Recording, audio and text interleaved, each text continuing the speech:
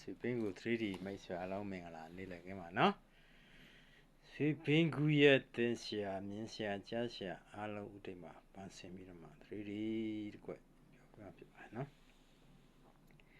3639 3999နော်3639 3999ဒီခွန်ကိုဒီခွန်လေကိုတိတ်နဲ့ချော့နေခွန်နော်တော့ဒီပင်ဆင်းမယ်ခွန်လေးရှိကကိုတိတ်နေချော့ကကိုခွန်လေးရှိကကိုတိတ်နေချော့ကကိုနော်ဒီ3ညကိုချော့နေ4နဲ့30နော်ချော့နောက်ပိုင်းနဲ့4လည်းနဲ့ဆိုရင်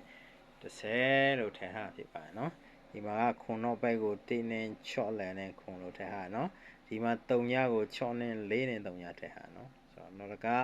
3ည9 3ညက9တဲ့6 9 4က9တဲ့နော်ဒီမှာလက်ထိုင်ကိုတဲ့5ကိုတဲ့1နဲ့4နဲ့5ဟာတယ်နော်1နောက်ပိုင်းနဲ့4ကလည်း5ကိုလုံး5နော်နောက်ကဆက်ကြည့်ရှေ့65ဆိုရင်6ဖြစ်မယ်နော်ရှေ့65 6ဖြစ်မယ်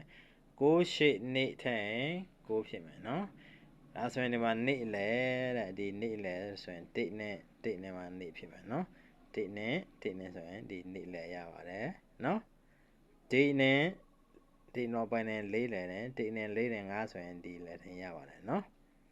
6နဲ့4နဲ့30ဆိုရင်ဒီလေထင်ရပါတယ်နော်1နဲ့6နဲ့ဆိုရင်ဒီခွန်လို့ရပါတယ်နော်ဒါဆိုရင်36 39 3999ခွန်ကို1နဲ့6ပေါင်းခွန်ရှိ4က9 1နဲ့6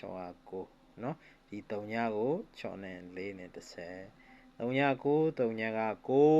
6 9 4က9ဒီ5ကို1နဲ့4နဲ့5မယ်နော်အဲ့တော့ပဲရှေ့6 5 9 9နဲ့ရှေ့က9နော်ဒီနေ့ကို1နဲ့1နဲ့ပေါ့နေ့5 1နေ့ဆိုတာဖြစ်ပါတယ်နော်Swipingu 3D မိတ်ဆွေအားလုံးကောင်းကြပါစေနော်